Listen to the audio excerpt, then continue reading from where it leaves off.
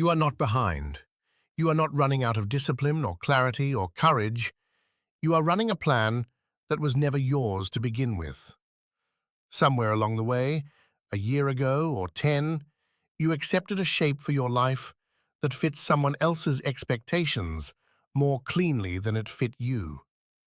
And because time felt inexhaustible, you kept moving. You told yourself you would sort it out later. Later still feels available. That is the assumption this video is going to sit with you on. In a moment, I'll show you exactly what changes the instant you stop treating time as something that refills, not as motivation, but as a quiet permission to put down what was never yours to carry. And by the end, there is one distinction I want you to hold: the difference between a life you chose and a life you simply got used to. That difference is what everything else here turns on. So let's start with the assumption almost no one examines. Most people carry a quiet assumption they never examine, that time is somewhere behind them, refilling itself, the way water returns to a tap. You can see it in how they live, the decision held just out of reach, the project in a drawer for the 3rd year running, the conversation they will have once things settle.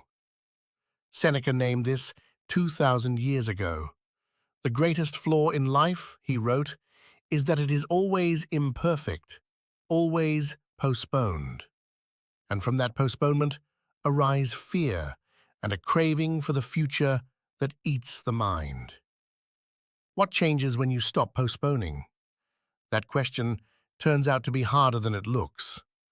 We plan voyages, make lists, picture a life that begins just after the next obstacle clears.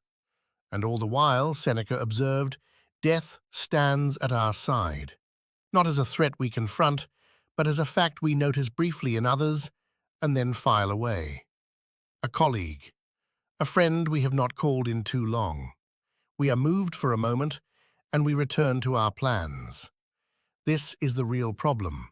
Not that we deny mortality, but that we live at a permanent distance from it.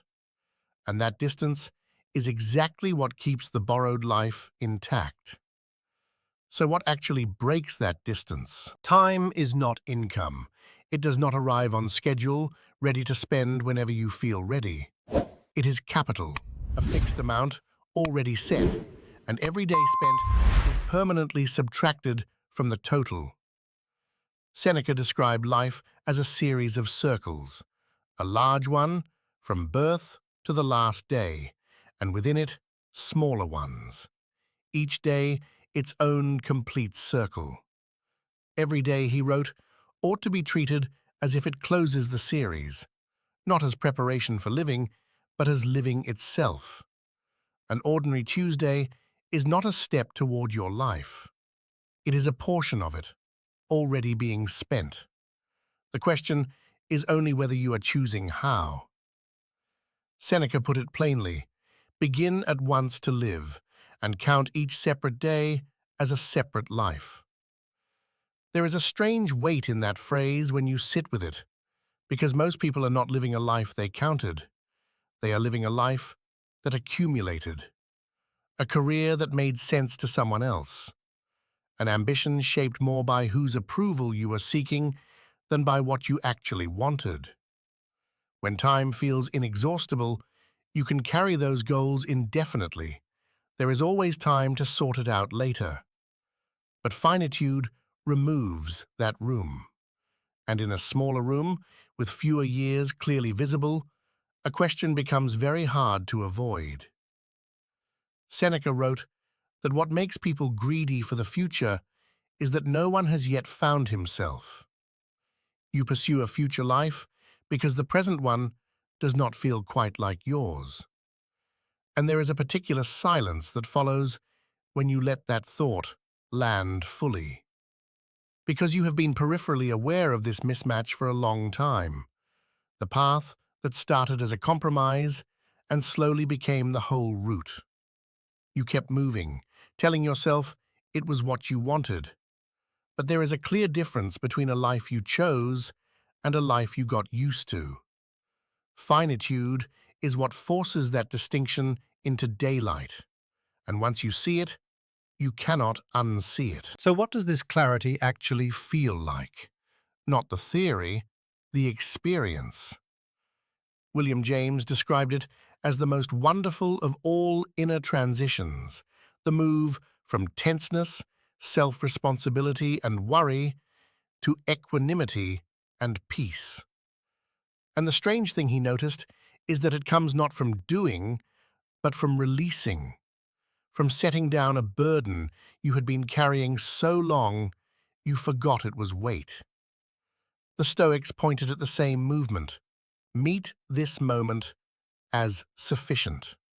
Not a rehearsal, not a step towards something better, just this. The noise does not disappear, but it stops governing. Clarity is not a new goal, it is the removal of what was never yours to carry. There's an objection worth taking seriously. Isn't this just anxiety in philosopher's clothing? If you tell someone they have less time than they think, you risk not freeing them. You risk pushing them toward impulsive decisions they will regret. That concern is legitimate. Urgency is not the same as clarity. Many people have upended stable lives in a panic that felt like revelation. But the Stoic point is not to do more, faster. Seneca used the image of a soldier with the enemy closing in. He does not run harder, he drops what was never necessary. Finitude does not add pressure, it exposes what was always trifle. That is the difference between panic and discernment.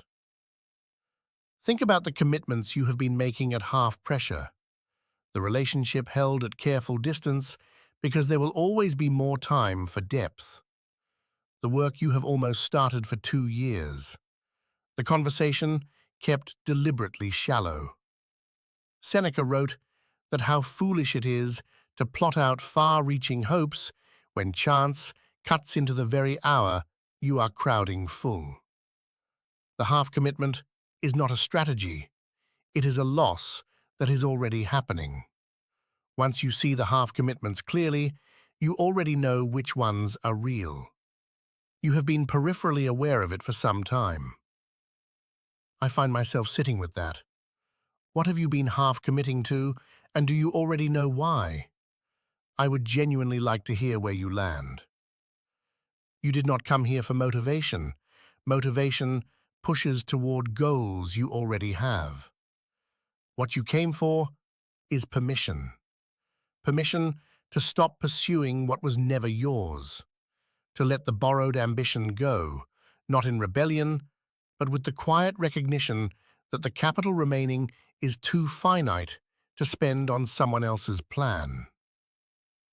Seneca said, "A life completed does not need to be longer. Happiness is not made greater by extension. The line on the page does not need to be longer. It needs to be yours." That is the only question Finitude is actually asking, and it has been asking it quietly, every day, for as long as you can remember. What part of your line are you still deciding? I'd genuinely like to know. Leave it in the comments.